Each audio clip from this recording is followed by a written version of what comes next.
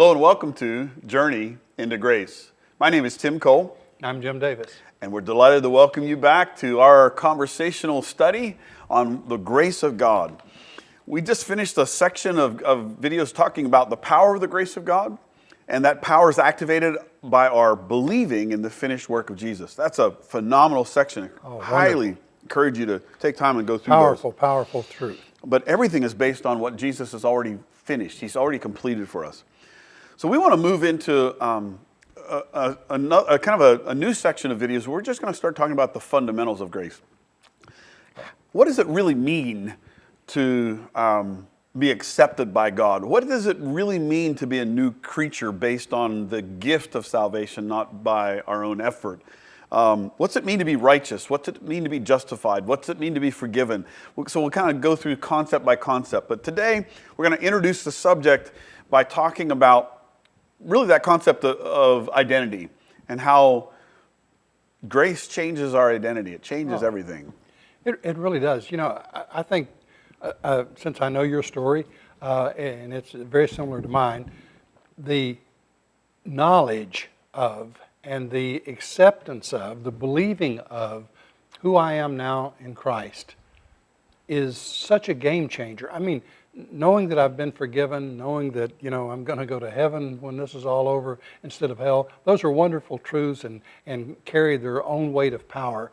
But neither of them dramatically affect how I live this life, the way that knowing who I am in Christ affects the way I live my life. Because now there's a sense of dignity and a sense of worth, of value about my life, not in any kind of prideful or arrogant way, far be it from that, because it's not about me or anything that I carry about myself, but it's who I carry within me. And so knowing that I'm living my life with this earthen vessel, having one chunk after another being fallen away, so that the treasure that is within me is more and more exposed. That when you see me, you see Jesus. That's what I'm going for. That's a really good thought. That's what God is leading me to. And so that's who I am. I'm not an old sinner saved by grace. I was an old sinner, but I have been saved by grace. And so there's the dregs of the old are abandoned. I'm not trying to drag any of that old dead body along with me. I want to live free in Christ. And again, knowing that I am not just a person that God saved, but that He has brought me. I've been born again into His family. And now I am a son, a true son of God. Yeah. Not just, some ugly stepchild that He's allowing, a room in the back. I am a son. Yeah. And I am now, because I'm a son, I'm an heir of God. And to elevate that even higher, I'm a joint heir with His firstborn, Jesus Christ. He makes no distinction in value between me. I mean, wow. It's difficult to even say those words. Wow. They're just too much. Wow.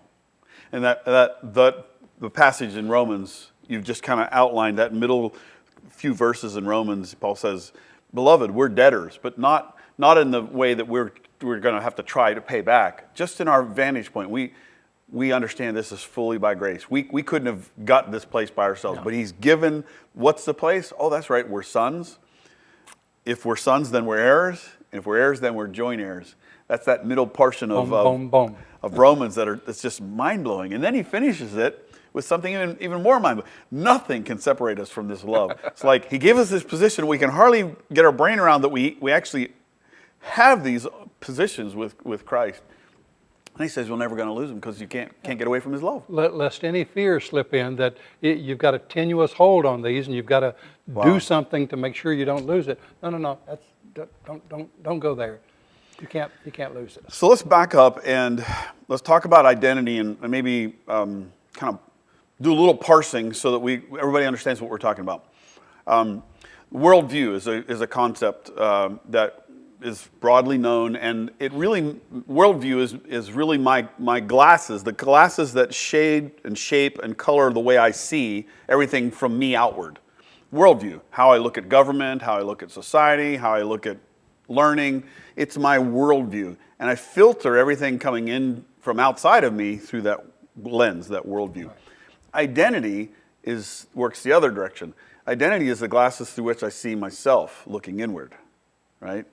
And why identity is so important, Proverbs 23, as a man thinks in his heart. That's what he is. That's what he is. So if we want to change, the works gospel, the gospel of works, which is not really the gospel, it's another gospel, Galatians 1. Paul says anything other than this gospel is another gospel. The Judaizers were teaching a gospel of works, another gospel. The gospel of works, I just lost my train of thought. Do you have any idea where I was going? I have no idea where I was going.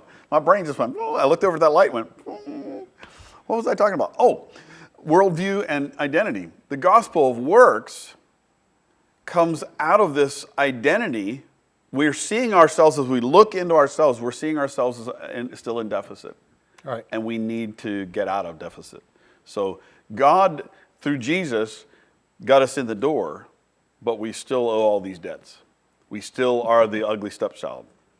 And so, got to work. As a man thinks in his heart, so is he. The gospel works says I can change myself by what I do. The gospel of grace says I've already been changed. Because of who I am. Because of who I am. And who I am is based on that, the fundamentals of the what? The gospel. The gospel.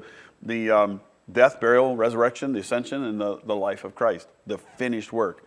But I'm already changed by who I am. And who I am is this worldview. It's this identity. It's not worldview out for me, but worldview into me. This is the way I see myself. That's why this is so dramatically important. The fundamentals of grace will literally change your life. Oh, absolutely. Because it'll change the way you think and see yourself.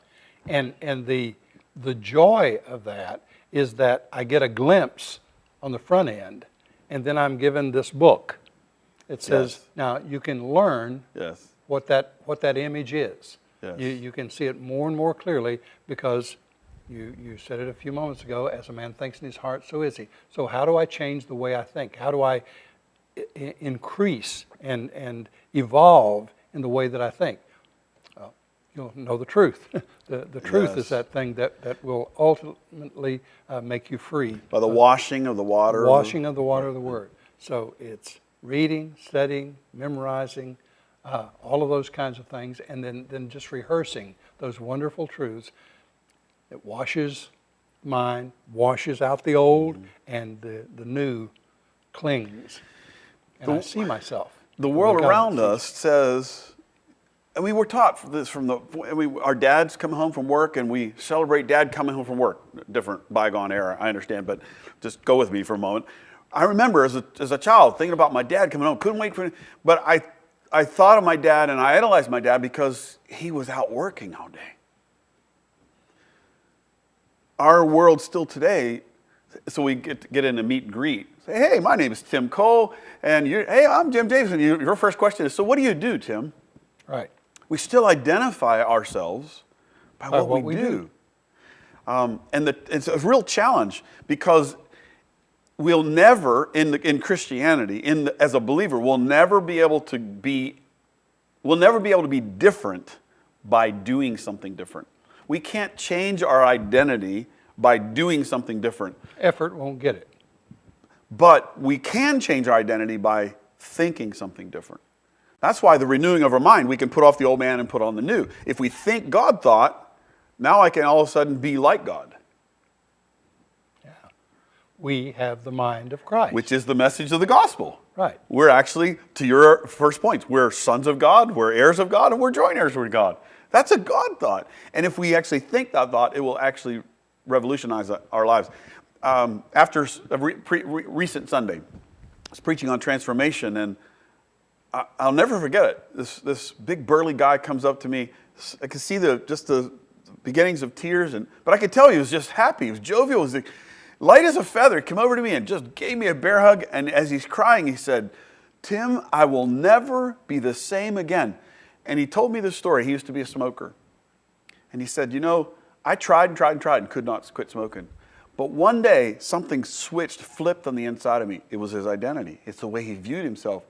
And he said, I just knew I wasn't a smoker.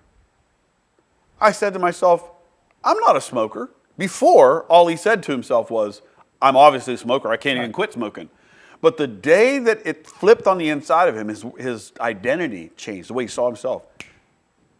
Never wanted a cigarette since. That's wonderful. You know, that is those statements like that, very few Christians appreciate how damaging they are by identity. Oh, I'm just a sinner saved by grace. Well, as long as you see yourself as a sinner, then, you know. You be one. You're going to be one. Yeah. But if you say, I still sin, it's something that I do, but it's not who I am. Wow, separating it from our identity. Separating it from identity.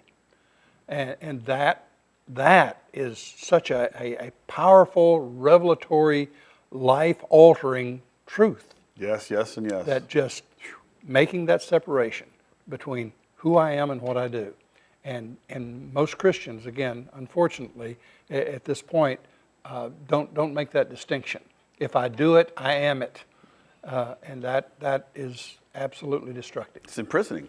It is. It's what keeps us in those cycles of sin. So when Paul says in Corinthians, 2 Corinthians 5:17, behold, if any man is in Christ, we're talking about grace. Right. Grace gets us, for by grace you've been saved through faith. We're in Christ by grace. Right. If any man is in Christ, he's a new creature.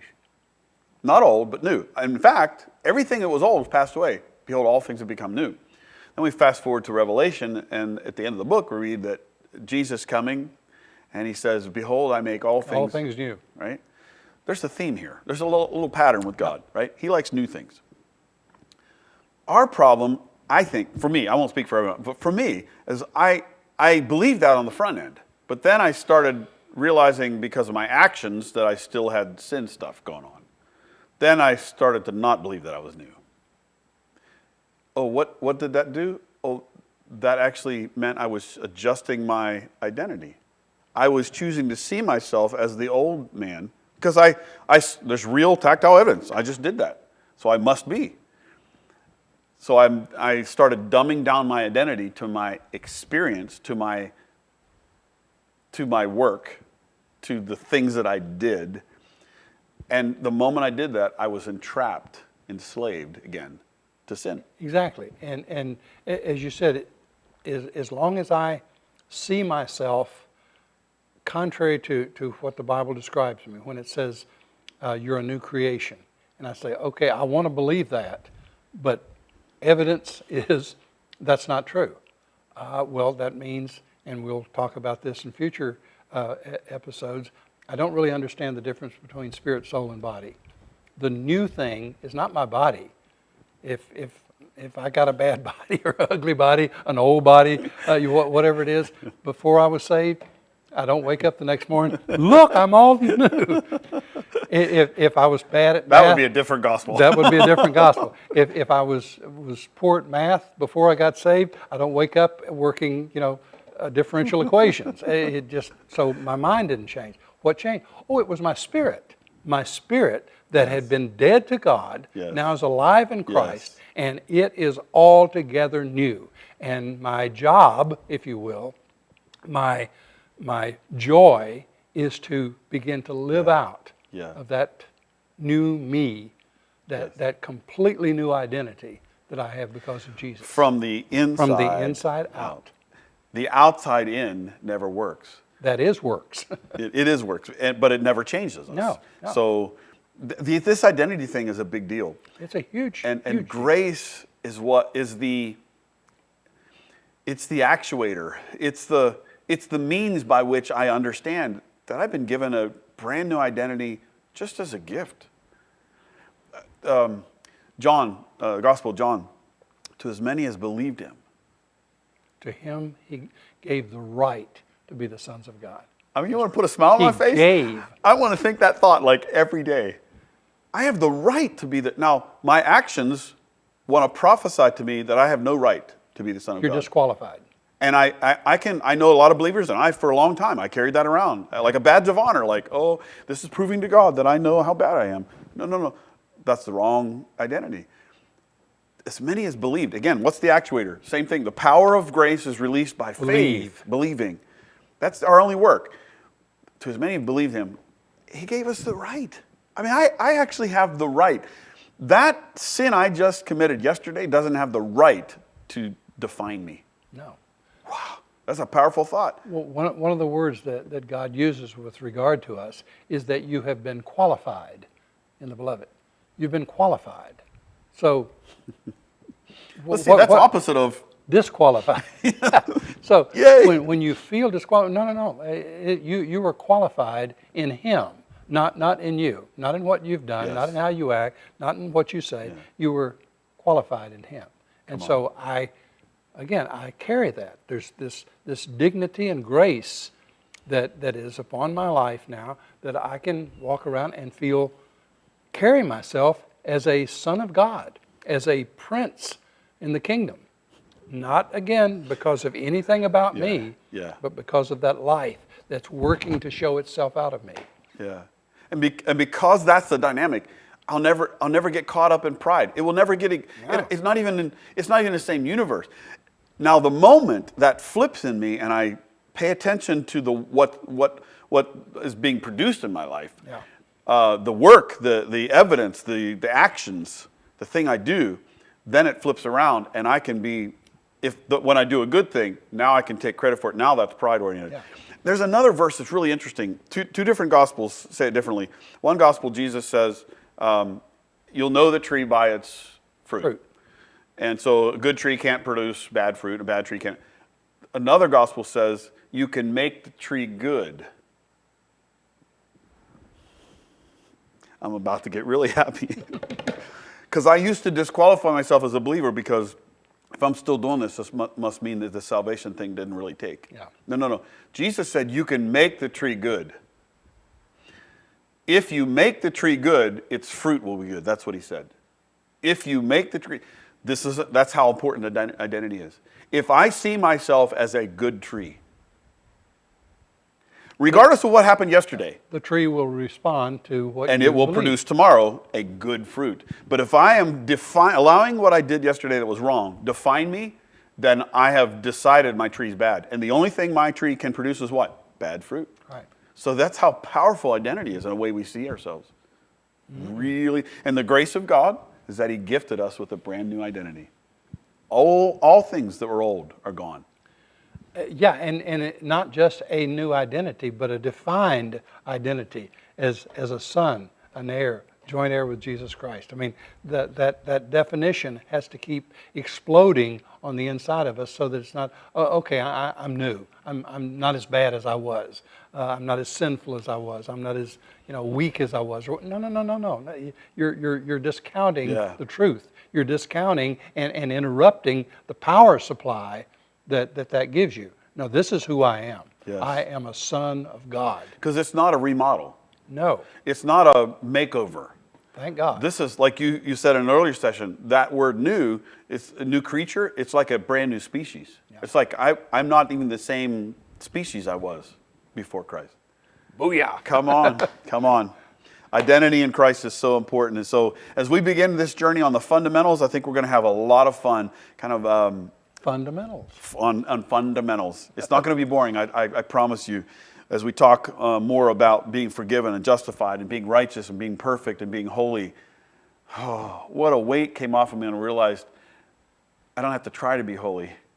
I am already made holy just as he is holy. But so we're going to have a lot of fun in this segment. So thank you again for joining us. We're privileged by and honored by your partnering with us in these videos. If you'd like to contact us, we'd love to hear from you. The email address is contact@journeyintograce.net. Contact@journeyintograce.net. And until next time, God bless you. Grace and peace be yours.